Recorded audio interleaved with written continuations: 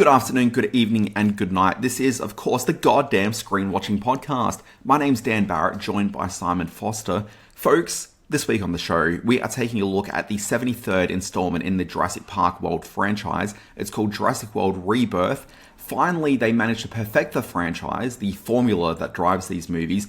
They realized with the franchise, all they really needed to do was make Mahershala Ali named Duncan. That was it. That's all they had to do. It works perfectly. Folks, we're going to talk about Jurassic World Rebirth and the Duncan of it all on the podcast.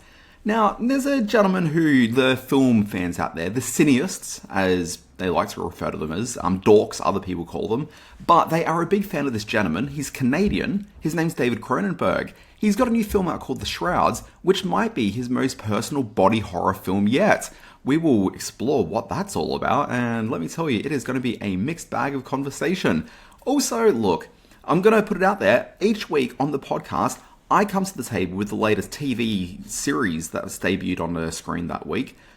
It is tumbleweeds this week. There's a couple of streaming movies around, but there is no brand new TV show. There's some returning shows, but nothing brand new, and therefore nothing worthy of my attention. So I said, Simon, let's not worry with that television thing. Let's push that to the side. Let's instead do what all the cool kids were doing about it 2 weeks ago now, and we're going to talk about the New York Times best films of 2000, well, since 2000, the 21st century. Is that what they're calling it? Maybe. We're going to talk about our lists. We're going to talk about the difficulty of compiling a list and the glory of compiling it down to just 10 movies.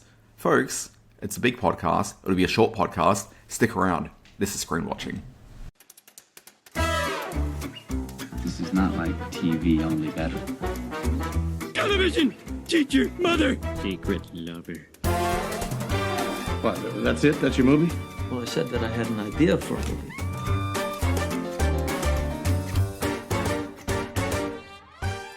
For the 35th time in this podcast, I'm going to say, this is Screen Watching. My name's Dan Barrett, joined by Simon Foster. Simon, how has your week of movies been? Oh, it's been a fine week of movies, Dan Barrett, which we'll get to very shortly. Hope you're doing well. We're very excited. We've both had internet upgrades on our home systems now, so everything should be sparkling. For those who like to watch us on the internet, on the YouTube and the Spotify. It will be sparkling so heavy that people will think, is this one of those Twilight movies? Oh, wow. I could be Kristen Stewart, which is something I've always wanted to be, and you could be that other guy that still acts. What's his name? Mickey 17? You're talking about Batman? I'm talking about Batman, that's right, yes, yeah. Batman Mickey. Everyone was talking about their best films, New York Times best film. That became a thing very quickly, fizzed out very quickly too, and it's not unusual for us. We're right at the end of it, but we'll make a big deal of it. Well, we didn't have a gap in our rundown until this week. Well, exactly right, yes. This is finally the week when our TV critic says, I give up, there's nothing to watch on TV anymore, let's just talk about movies, it was inevitable, that was going to happen. We saw off... Which is funny, because you kind of said the same thing about movies about a year ago, so it's been it's been quite the struggle for us. We've come 180 degrees where television has let us down once again. And while we've got a bit of time on the podcast, we should acknowledge in a fairly sad moment that as we record this, we've lost a couple of alpha males through the week. Michael Madsen, the great Reservoir Dog himself, and as a genre fan, I know him from Species and a whole bunch of stuff he's done.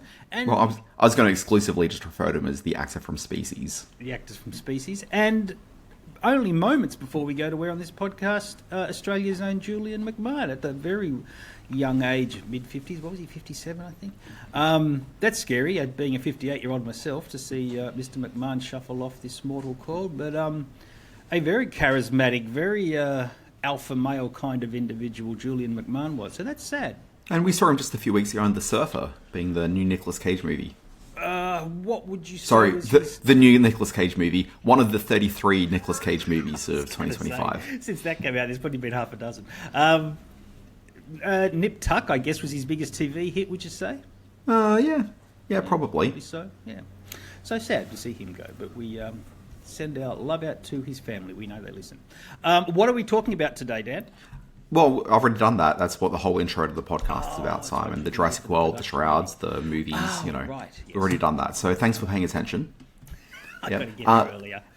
Yeah, well, look, as Simon and I have a quick meeting, everyone else can watch the little video clip for a film called, this is an art house film, so, please apologise if there's subtitles. It's called Jurassic World Rebirth. On the island we're headed to 24 species have survived there alone. The theme park owners did experimental work, leaving only the worst ones here.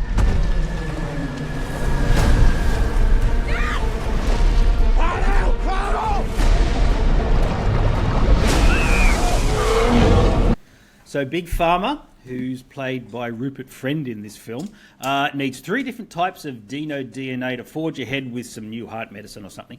And it's going to take a nerdy scientist, played by Jonathan Bailey, a fairly unconvincing soldier for hire, played by Scarlett Johansson, and a salty old boat captain, played by Dan. Do you want to take this one? Duncan. Mahershala Ali. And they all go deep into the equatorial tropics, because that's where the dinosaurs live now. To pump up the emotional stakes in this film, a father, Manuel Garcia Rufo, and his 2 daughters, played by Luna Blaze and a very young and very talented Audrina Miranda, and a teen slacker along for the ride, David Iacono, face their own peril, and both these 2 parties are sort of heading towards the same point on the island, all the while facing off against prehistoric threats. That's your basic plot outline, and I thought I did that pretty well.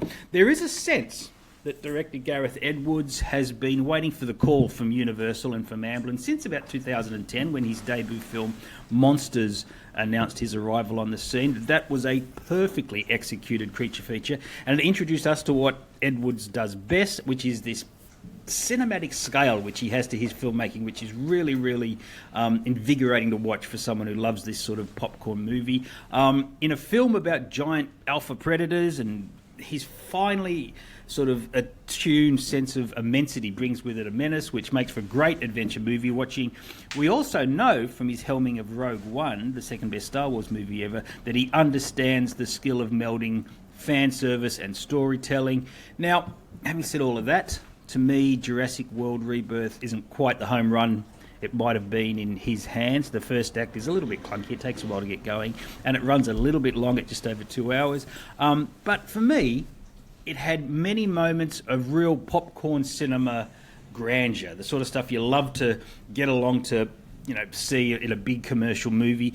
I think more than any other installment since Steven Spielberg's original, Gareth Edwards taps into that sense of excitement the franchise has always promised but rarely delivered.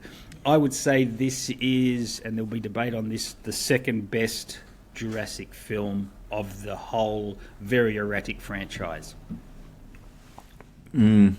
So, look, I think that's faint praise. I think the Jurassic World... Look, I'll go and see all the Jurassic Park movies, except for the last one, which I didn't bother with.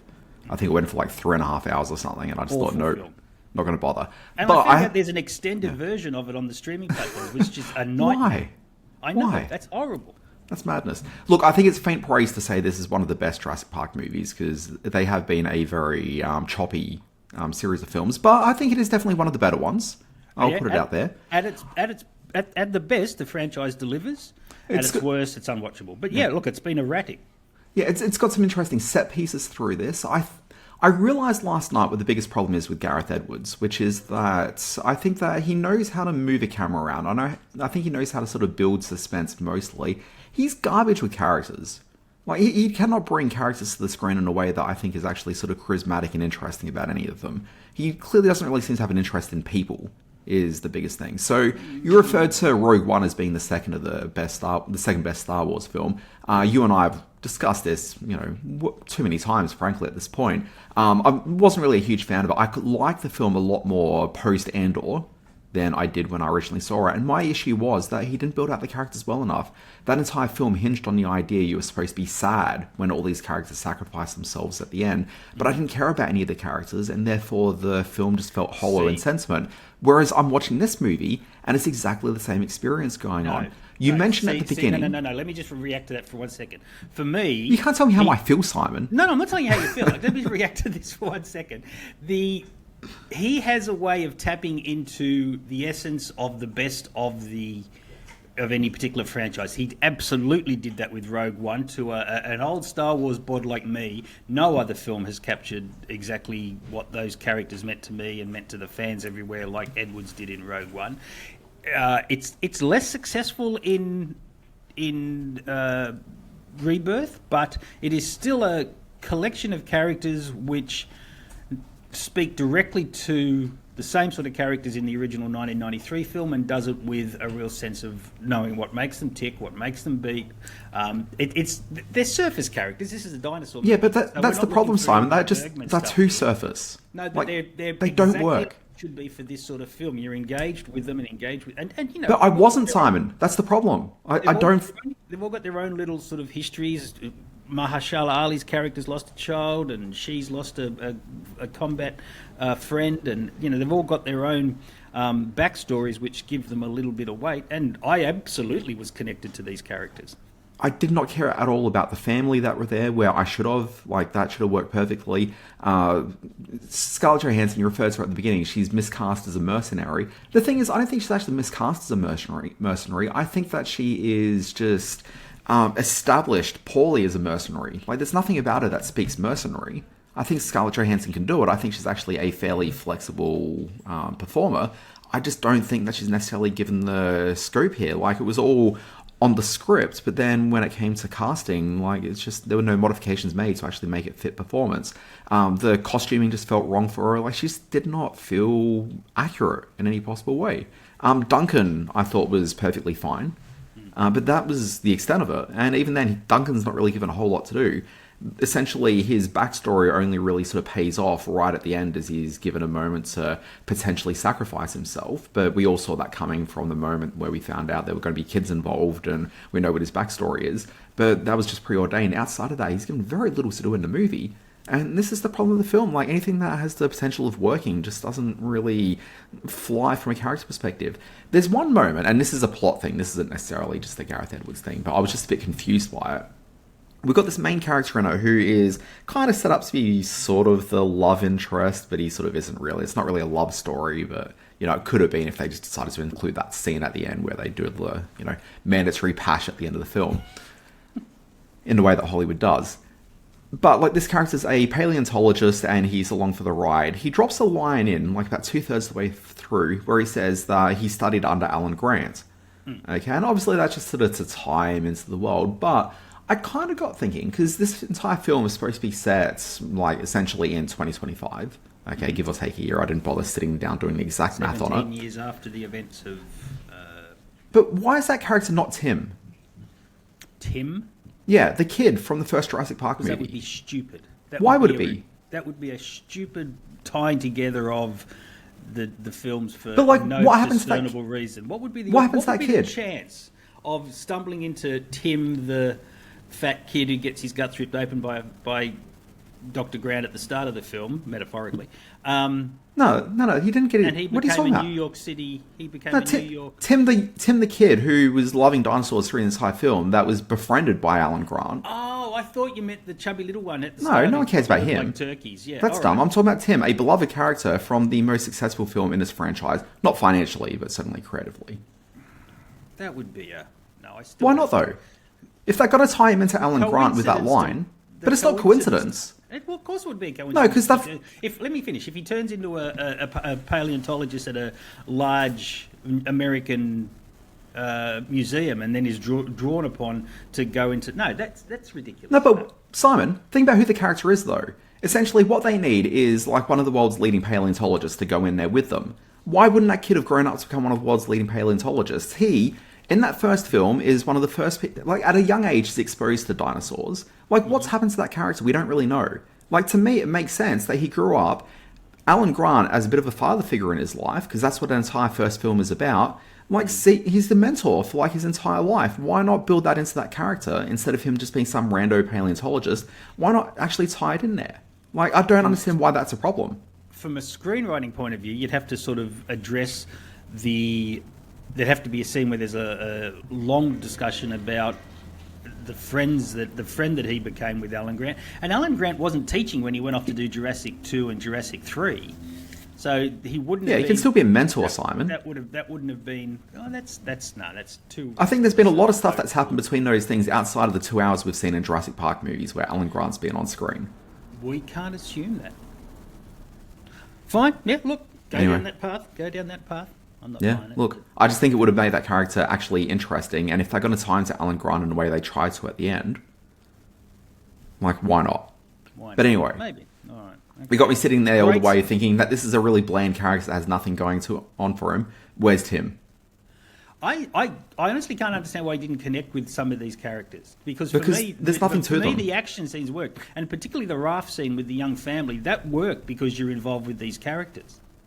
I think you're an easy lay on this one. I don't see what you're connecting with here, frankly. okay. I just think they were all incredibly poorly conceived. Poorly conceived. No. Well, there's nothing to them. Like, it's not well conceived. Disagree. I think David Koepp, who wrote this and wrote the original 2 films, I think. Did he write the second one? I think he did. Yeah, he did the second one as well. And I think he's kind of been there doing rewrites as. I think he's been involved from a screenwriting perspective through a lot of the films, doing rewrites along the way. I suspect. Yeah, I think he's a big Yeah. rewrite guy. All right, okay, so we kind of disagree on this one. I thought this was as good a popcorn bit of cinema that Hollywood's put out in an awful long time. Look, I'll say this. Okay, sorry, 2 things. I'll say this, that I went to the movies. I saw it last night at 9:20. I went to the movies with a very empty cinema, which surprised me a little bit that it was that empty. Very large VMAX theater with 10 people sitting scattered around on Friday night. You'd think, I mean, this is going to be one of the biggest films of the year by a long shot, but yeah, just wasn't really there crowd wise. It kept me awake. I was at no point sleepy through the film. It was enough. But no, I mean, that's the thing. Like, I was a bit sleepy going in, but like I didn't, feel sleepy through the film. Like, I was mostly with it. I was surprised at how cheap some of the special effects looked, particularly the work on the boat at the first act on the boat. Like, it was quite clear that it was a lot of like blue screen behind them. I never actually felt they were on a boat during that entire time. Okay. Like, the effect work just looked really like it was just kind of obvious they were standing there in front of screens in a way that I don't really see in movies anymore. Like, it's rare to see that. I'll notice it when I'm watching it on TV later, but it's very rare I actually notice it while I'm watching it on a big screen, and I certainly did there. But I was kind of thinking about that boat, and maybe this is because I've got Jaws in my mind at the moment, because it's the 50th anniversary of that movie in the last couple of weeks. But the problem with the Jurassic Park movies broadly is that every one of these films is kind of the same, in that, a group of people come together, they have to go somewhere where dinosaurs are roaming around, and then everything goes wrong, and so everyone has to escape. It's kind of very similar as a structure. I was kind of thinking during that entire boat sequence, it's a shame that the entire film wasn't just them doing a pastiche of Jaws, but with the dinosaur shark. Like, that would have been kind of interesting. Like, from a creative standpoint, it may not necessarily be as thrilling for the entire sort of 2 hours, but I think there's a way to make that work. And it just seemed like a missed opportunity to not give that a go. Yeah, Edwards has been quite open, and I've read a few interviews with him and the production team, and they say there's Spielberg Easter eggs through the whole film, even to the point of referencing the music from E.T. at one point. The composer on this film, whose name I remember that isn't John Williams, he also sort of dabbled with the original Jurassic theme. Edwards is completely open about how that whole first sequence against the dinosaurs in the ocean is a nod to Jaws. But you're absolutely right. And to be honest, the party of people travelling across an island and dodging dinosaurs, that goes right back to 1923 with The Lost World. They've been making those sort of movies, and then through the great... Well, I mean, The Lost World has obviously been a key part of Jurassic Park from the first film, let alone the second one, where they blatantly reference it. Yeah, absolutely. So, yeah, that's just... You're right, the structure of... And the problem with the sequels is that the more they've tried to embellish that framework of people dodging dinosaurs in the jungle and bringing in things like genetic mutations and training velociraptors and then releasing the dinosaurs into the open world and all that sort of stuff, that stuff just hasn't worked as well as people running across an island dodging dinosaurs. And that's what this film gets back to, and I think that's why this film maximizes that very lean framework as well as any of the sequels does. Yeah, just thinking about that boat ride at the beginning, obviously a lot of the conversation on there seems to harken back to the first King Kong movie, and obviously emulated by Peter Jackson for that remake in, what was it, 2005. But I found it interesting watching the final acts on this one. I won't sort of give it away, but it felt less Spielberg and more, not necessarily one specific film from the franchise, but it seemed like it was tapping a lot more into the Alien movies than it felt like a Jurassic Park movie. Like the way they were going through like the tunnel systems and even the visual design of the D-Rex, who we're introduced to from teeth alone in the first sequence, but then you see him in his full glory at the end. The visual design of his head feels a lot more like the alien that we saw from, I think, Resurrection.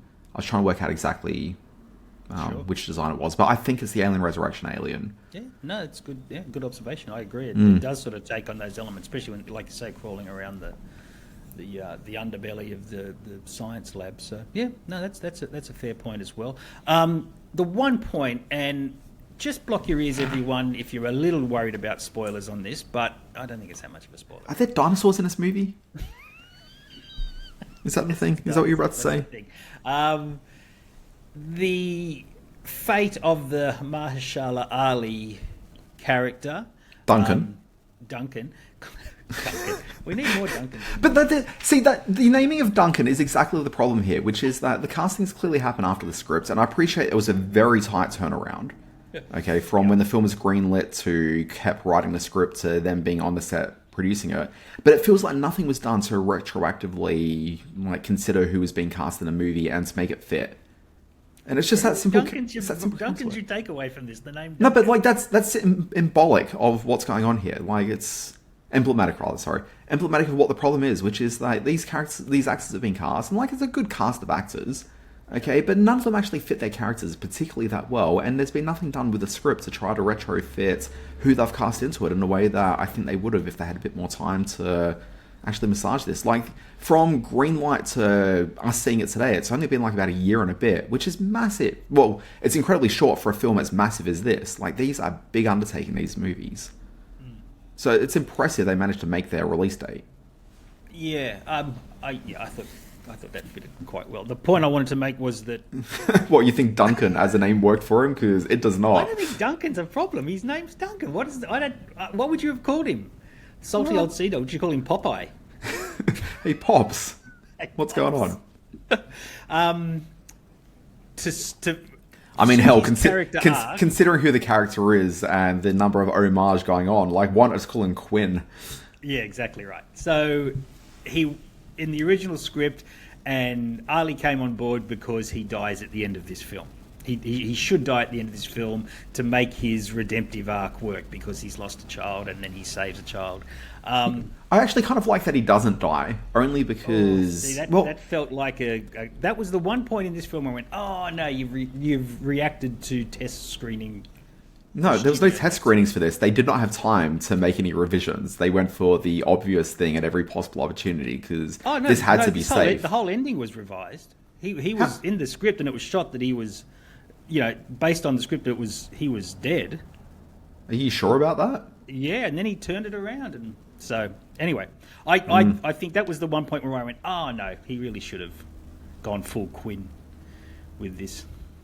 Yeah, I don't know. Look, I think it was from the moment where he's like, my wife, we could never connect again after, and they don't explicitly say the death of our child, but it's obvious what's going on there. Yeah. I just kind of felt like, well, obviously he sacrificed himself at the end of this movie for the kids. That's clearly where this is going. So the fact they didn't do the obvious thing, I thought was actually at least something. Okay, so we are exactly on opposite points of view with this film. That's fine. That's why we do this podcast. That's not why we do it, Simon. It's court mandated. Yes, this is our punishment going forward. All right, speaking of punishment, why don't you review The Shrouds, the new film by David Cronenberg? Yeah, another film where I feel we're at opposite ends on. Well, not quite opposite, but, certainly different perspectives. When they lowered my wife into the coffin, I had an intense urge to get into the box with her. You never considered cremation? How dark are you willing to go? Those are the shrouds. You mean like burial shrouds? Not exactly.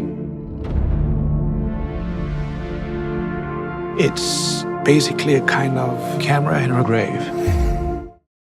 Okay, The Shrouds. This is a film which is... Look, I wouldn't say that Cronenberg's necessarily a filmmaker where the last few films of his have been widely acknowledged as having opened.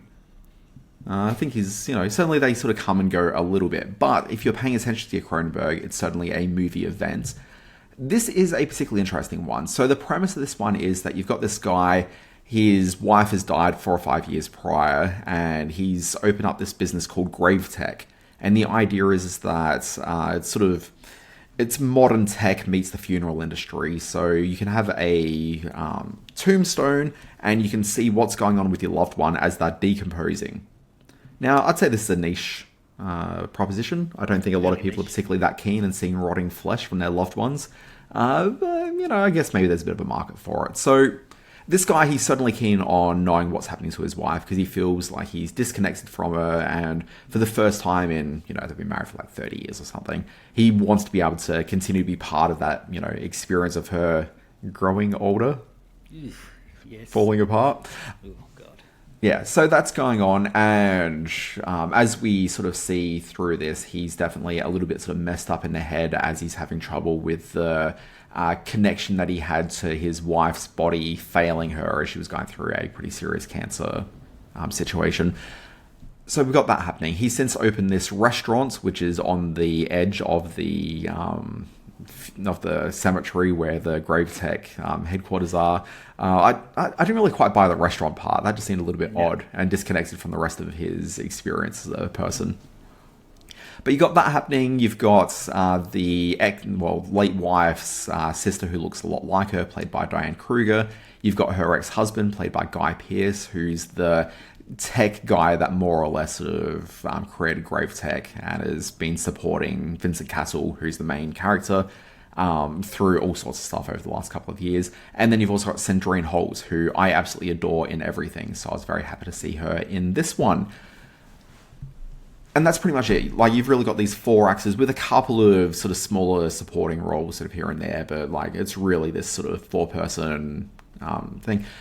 I will say with these 4 characters, like, it kind of feels like there's 4 different movies going on with all of them. Oh, like, yeah. None of them really quite connect. But the one through line to it all is so you got Vincent Cassel playing this character Karsh, and he is David Cronenberg.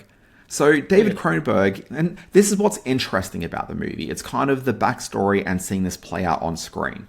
So David Cronenberg has gone through the trauma of losing his wife a couple of years ago. And clearly this movie is, and David Cronenberg, obviously as a filmmaker, is well known for body horror, and that's a big part of it. So when it comes to him processing the passing of his wife, he's done this body horror film, which is him saying goodbye to his wife through body horror. It's really unique. The Vincent Cassel character is clearly, he's been cast because he looks a little bit like Cronenberg, but in terms of hair and just physicality, like, he looks like Cronenberg in every essence here. And this entire film is Cronenberg working through his grief, and it's really fascinating from that perspective. Does it work as a movie? Not entirely. There's certainly, like, I don't think this is ever a dull movie. I was kind of engaged in this all the way through. You were a bit bored by it?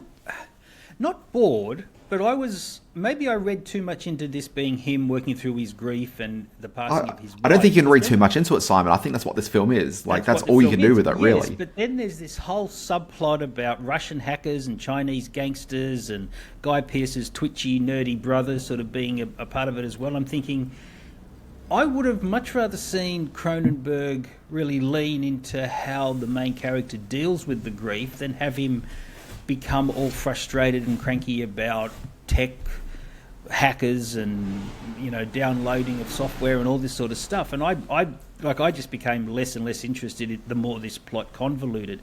I kept really wanting to react on a more emotional level to a film about about an artist in the form of Cronenberg using his art form to deal with grief. And it's a terrible thing to say, but I don't think he nailed that, and that was what this film was really all about. Look, I mean, part of it though, can I just expand upon your thought there? I don't think he actually needs to be wholly successful with you enjoying it for him to be wholly successful with what he's trying to do. I don't know the audience is really any part of the concern that Cronenberg has with this movie. See, that I've always found that to be a troubling statement when you take into practical terms the cost of filmmaking and what the work he had to do. Oh, no, I think it's horribly indulgent, but like part of why this is kind of interesting is the indulgence. I'm not saying that I'm supporting the indulgence, but I think that's why it's interesting. And as a success, because it is such an indulgent movie, I don't think we can look at this as audience engagement or satisfaction as necessarily whether it's a successful movie or not. Yes, no, totally agree. And I also acknowledge that there are some critics out there who put this up there with some of his best. And it is a film that, and it is a film that sort of dabbles with the themes that he brought up in Videodrome, which sort of melded new technology and old flesh, and The Fly, which examined sort of the power of love in the face of physical deterioration. So I acknowledge that this is Cronenberg working through personal grief while also working within the themes and the ideas that he's always worked with, and that made it really interesting. And I certainly never thought to turn this off or never thought to bail on this, because there's always a lot going on beneath the surface that even if it becomes a bit of a chore to decipher. But yeah, I thought not a classic, but there's lots to ponder. Yeah, I mean, I think that's pretty much it. Yeah. There's a lot to think about here. Here, all the business with the Russians and the sort of technology, like, again, it's kind of him playing with the idea of modernity and external forces sort of being pitted against physical deterioration and emotional response to that.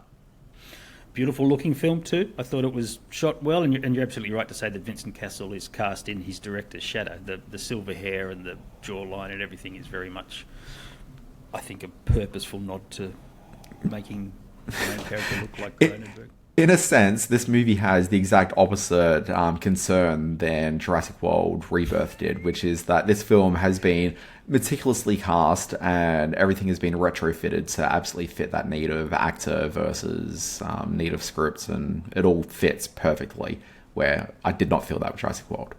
I was right on board from that. Like the first few minutes of this, when it sort of it focuses in on the body beneath the ground and the firefly, sort of the large cicada-like firefly lighting the body as we see it, and we learn that it's a dream of his while he fell asleep in the dentist's chair, which I thought was a nice touch. Have you ever done that? I've fallen asleep in a dental chair. I was getting I'm sure I have. And I nodded off. Yeah, it's the light. That happens. It's the light and the pain. Yeah, the same lighting professionals were involved in that most recent Wes Anderson movie. That's a nod to both you and I falling asleep at the same point in that film. Okay, so The Shrouds is out there. One to discuss, and that's fine. There's one to discuss, not to enjoy. Exactly right, exactly. A film that I admired a lot more than I liked, I guess, is the phrase I occasionally like to use. So, yeah, interesting bit of trivia that I learned literally 30 seconds ago as I had the Wikipedia up. Was doing that research in the middle of the podcast? I love that. Yeah, well, I'd like to... Yeah, anyway. David Cronenberg was apparently producing this as a Netflix series, and then that fell apart, and so... Netflix went, oh, no. Yeah. No. Which is weird, considering some of the crap they make, but they chose not to go into the Cronenberg business, and so he retrofitted it as a movie. That's interesting. Yeah. I watched a film through the week as I prepare for my next Sydney Science Fiction Film Festival, which was a 2-hour Serbian film, kind of like their version of Mad Max, and I thought, this is awesome, but I couldn't find it on Letterboxd, and then when I did a bit more research, it turns out it was an 8-part, the most expensive television series ever made in Serbia, and it's this big sort of epic dystopian future Mad Max type thing, and it was awesome.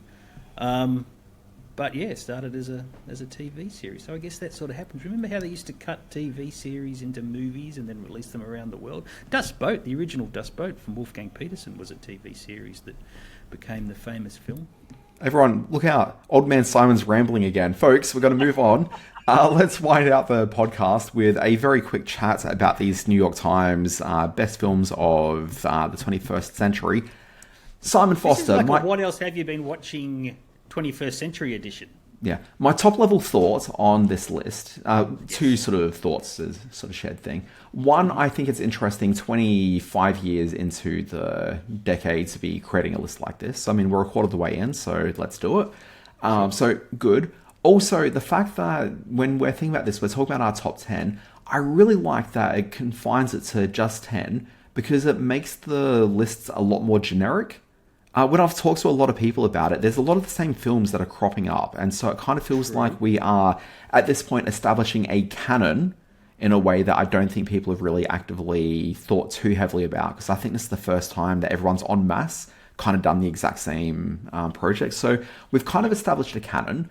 And I think that by restricting it to 10, that actually gets people to build that canon in a way that if it was a top 20 or top 25 list, I think that's when people start getting a bit more in the weeds.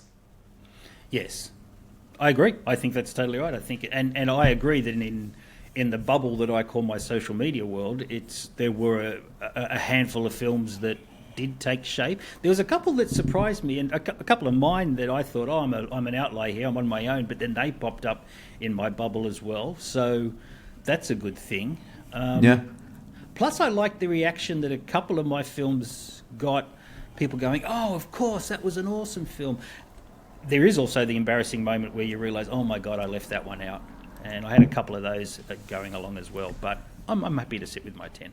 Yeah, I mean, my 10's always going to change depending on what day of the week it is.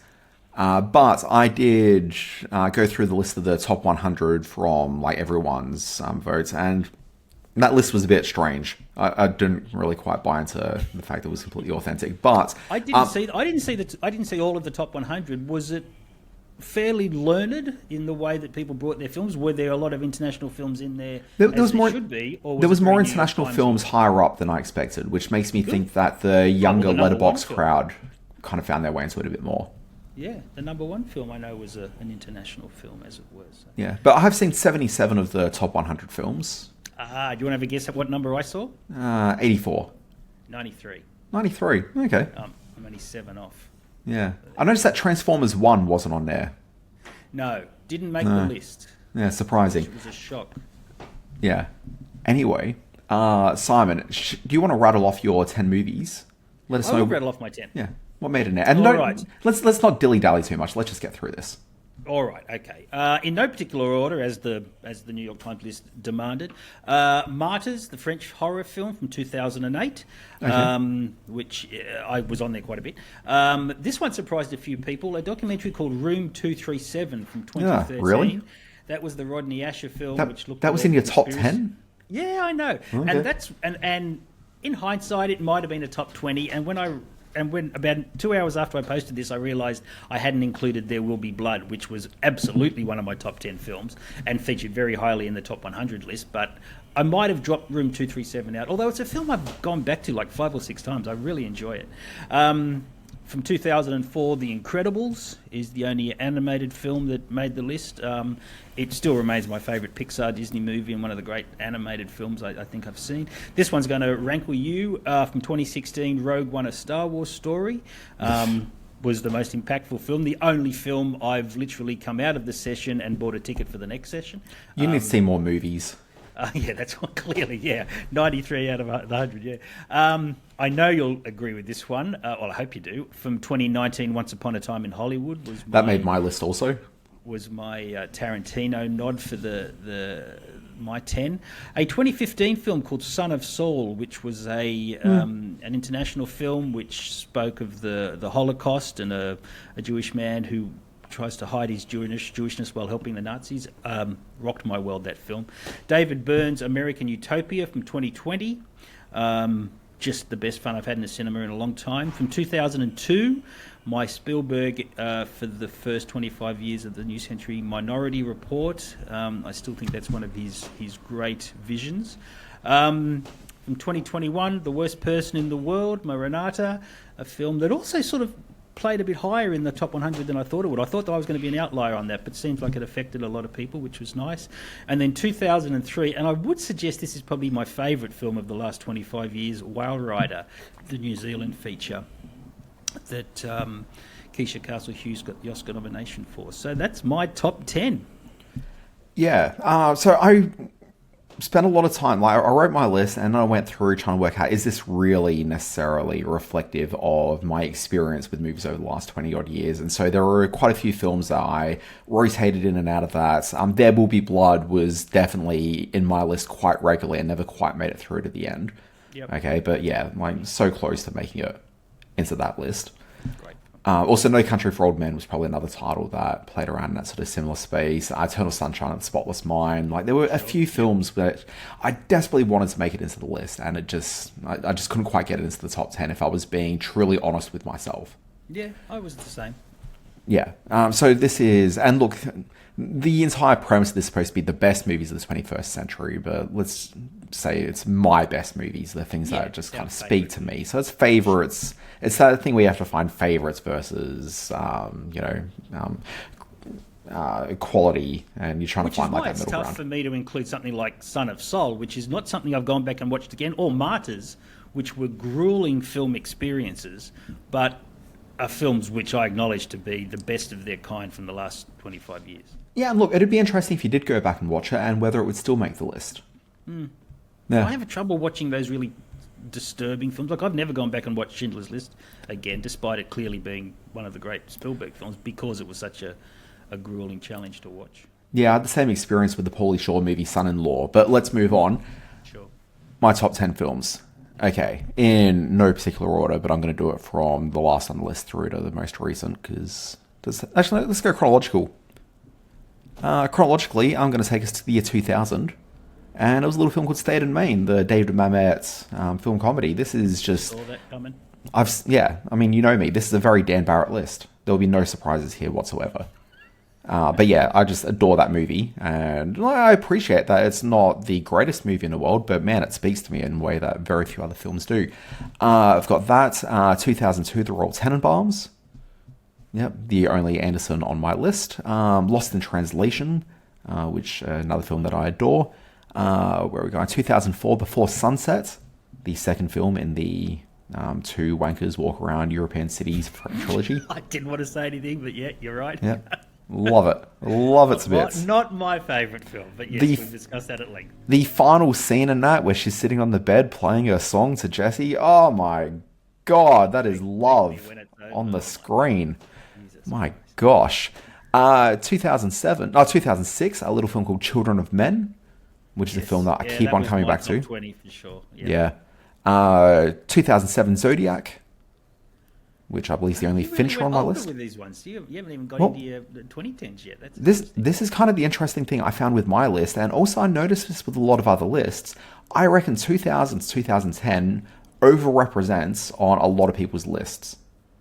I wonder if that's passage of time, if like people are just like that decade has become a bit more refined in what we know to be the great films of that decade, like possibly. Tenenbaums. Yeah, it's canon being established, but also I kind of feel as though 2000 2010 we had a lot more consensus sort of, I'm going to call them art house, but suddenly sort of specialty cinema taking place during that time. But I reckon 2010 onwards is where we start seeing like the Hollywood studio system moving a lot more away from programmers and those films that people just really connect with on an emotional way, and instead chasing more IP tentpoles. I think that's exactly. And so I reckon that's why. Anyway, where are we up to? Zodiac, Synecdoche, New York. Wow. Okay. Yes. Yep. Or as I like to call it, Duncan, New York. The Dark Knight, which is a film that I took off my list so many times. I'm like, I can't put a superhero movie on here, but I've watched that film so many times, and I think it is it's a great movie. I really just think it's very impressive. Not many superhero films probably would make my list, but that absolutely, does. I think that it can be argued very easily. Getting out of the 2010s now, my next film on the list would probably be Spotlight from 2015. Oh, wow, Yeah. okay. A film that, I just think is the bee's knees. And then finally, Once Upon a Time in Hollywood, 2019. So only two films from, 2010 onwards. Solid 10. That's a good 10. Yeah. Now, I really wanted to have in there Dinner Rush, which was a 2000 movie, which talked about that a lot. Wasn't available to pick from the movies on New York Times. It wasn't in the system. Seriously? Oh, yeah, I had the same moment. There's a montage film from 2017 that I had as the opening night of one of my film festivals called Star, which is a clip package of all the night skies and galaxies in cinema since the beginning of cinema. Some call it a brilliant masterpiece, others call it unwatchable. I think it's an extraordinary achievement. But yeah, the New York Times wouldn't let me include that either. So that was in my next 20. Now, I have seen that film screened by you at a cinema, and for the first 15, 20 minutes, I thought, this is unwatchable, this is absolutely crazy, but I was very much won over by the end. There you go. It's quite the experience. Quite the experience. Okay, so that's our New York Times top 10. Listeners, screenwatchingpodcast@gmail.com. if you want to drop in your New York Times top 10s, I guess you can still do the ballot if you want to do it. Just head to New York Times, open a free account, and you can do your thing. Indeed. Let us know. Or you can not even open an account, just get a pen and paper and just write it out. You can do that, sure. Yeah, you don't need to click buttons on a screen. What are you, a man of the 21st century? Now, Folks, I've got this... good internet. Yes, I am. Yeah, this has been the Screen Watching Podcast. Simon, where can people find you? Over on the Substack, which is where all the kids are, the cool kids. Screen Space on Substack is where I do you can subscribe to my weekly newsletter. And as I mentioned earlier, I am starting to finalise some films for my 2025 Sydney Science Fiction Film Festival, which is becoming a good bunch of movies. Do you want to see some Macedonian sci-fi animation? Then that's where you'll find it. So, do I ever? Where can they find? Yeah, who doesn't? Well, most of Sydney apparently. But let's see. Where can we find your stuff, Daniel? Look, I mean, as has been the case for years since man walked out of the primordial ooze and sat down in front of their computer, you can find me at the alwaysbewatching.com website. I produce I produce a newsletter there. It's got all the information you need about what's happening in the world of streaming television and movies, and a few other bits and pieces around the place as well. A little bit of video games, a little bit of AI, recipes from time to time. Look, it's got it all. We're going to have to do an AI episode soon, I think. We need to discuss the impact that AI is having on cinema all around the world. No, I think we're good. Anyway, folks, this has been Screen Watching. We'll be back next week. See you then.